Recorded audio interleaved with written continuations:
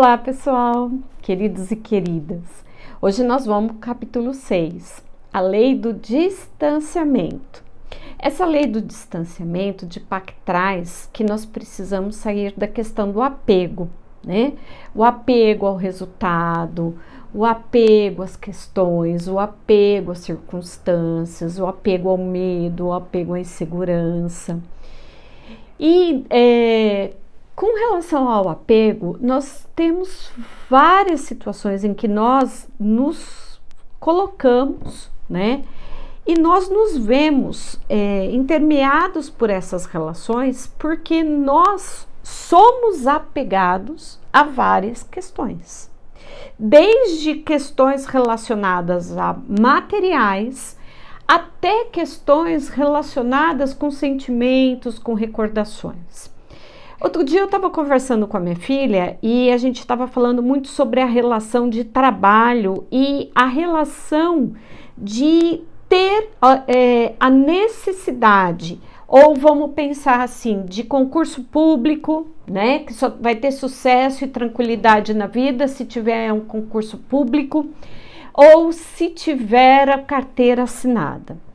Olha só, quando a gente repara em todas essas questões, nós podemos observar desde uma questão, né, sociológica, uma questão trabalhista, uma questão cultural, uma questão de capital, né?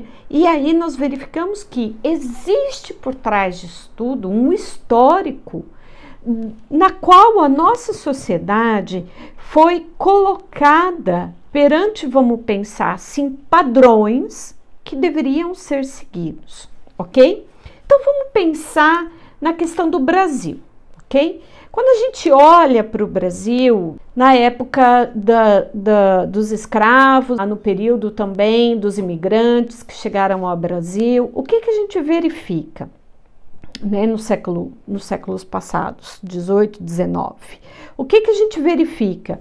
Que existe aí uma relação, né, de hierarquia de senhores e escravos, grandes donos de terra e os seus servidores. E o que nós verificamos? Existia aí uma relação bem definida de hierarquia e que todos os valores e crenças e padrões sociais foram estabelecidos por aquela sociedade naquele período. E isso sem julgamento algum, ok? Porque era o que tinha para aquele momento e era o que estava estabelecido, certo? E nós percebemos que esse processo, né, de crenças, eles foram se propagando durante os séculos seguintes.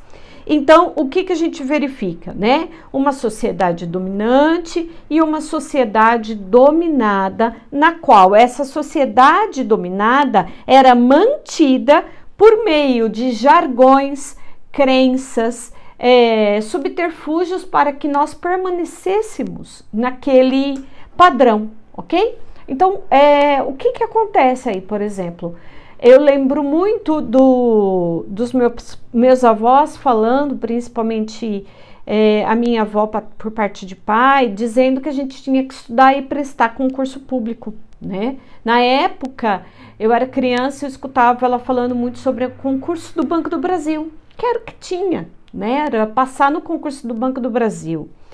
E se a gente olha para pouco tempo atrás, nos nossos avós, dos nossos pais, dos nossos tios, nós vemos essa faixa etária, a geração X, geração Y, geração Z. O que a gente verifica? Que cada faixa etária dessa, ela vem com esse estabelecimento de crenças, né? E aí nós somos realmente apegados por essa condição que foi estabelecida para gente. E para a gente sair de um padrão, vamos pensar assim, de CLT para ser autônomo, nós precisamos passar por um processo também de limpeza de crenças, de padrões que estão estabelecidos dentro de nós, dentro da nossa família, dentro do nosso convívio social, da nossa relação social, né? Então são desde questões que estão estabelecidas, sociais, culturais, né? Até a questão de apego realmente emocional aos fatos e condições que foram estabelecidas, né? E dentro da física quântica, nós temos um termo que é utilizado de entrelaçamento quântico, que não existe localidade, há uma questão de não localidade, a ação ela é instantânea, ok? E tem um experimento que foi realizado nas Ilhas Canárias que demonstra uma distância entre um átomo e outro de 143 quilômetros entre um átomo e outro. Ao mesmo tempo que um é acionado aqui, imediatamente o outro, no mesmo tempo, é acionado a 143 quilômetros de distância. Então, olha só, a partir do momento em que eu estiver certa, correta, daquilo que eu quero, daquilo que eu desejo, não importa o local, não importa as condições, não importa os recursos ou as dificuldades, porque as coisas virão até você. Você vai conseguir, né? Quando a gente fica na questão do apego, nós aprisionamos as questões. Nós aprisionamos, vamos pensar assim, as infinitas possibilidades.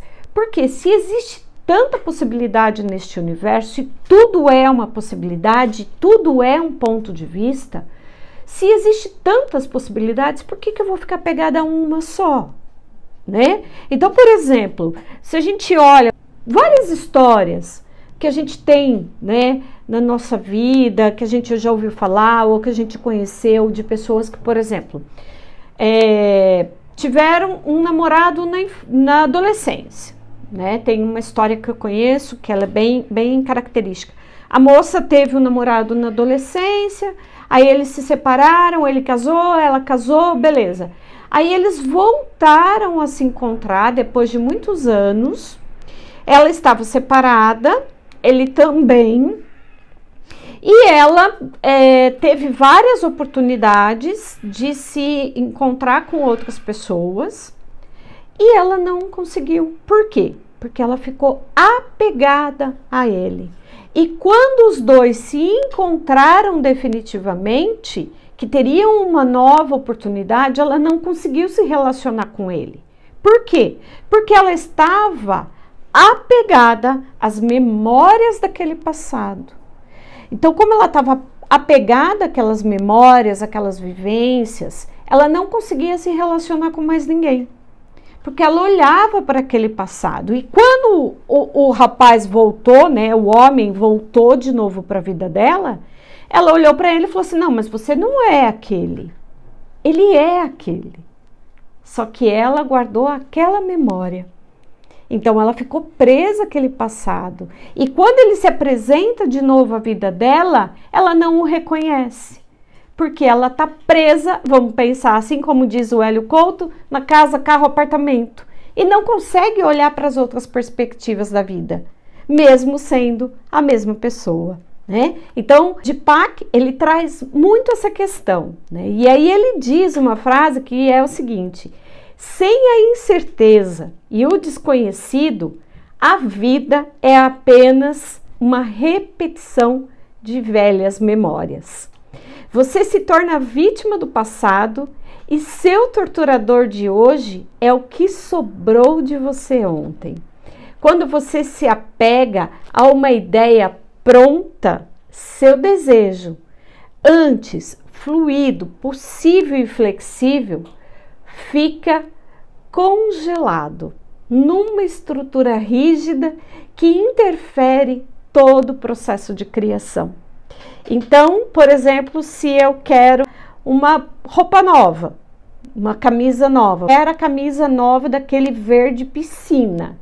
Só que aquele verde piscina não tem para vender. E aí eu deixo todos os verdes e os azuis que estão disponíveis nas vitrines para mim, dos mais variados modelos e possibilidades, e fico só pensando naquele verde piscina. E eu perco a oportunidade de ter uma linda camisa verde, bonita, do jeito que as possibilidades do universo traz para mim, tá bem? Um grande beijo para vocês e até a nossa próxima aula.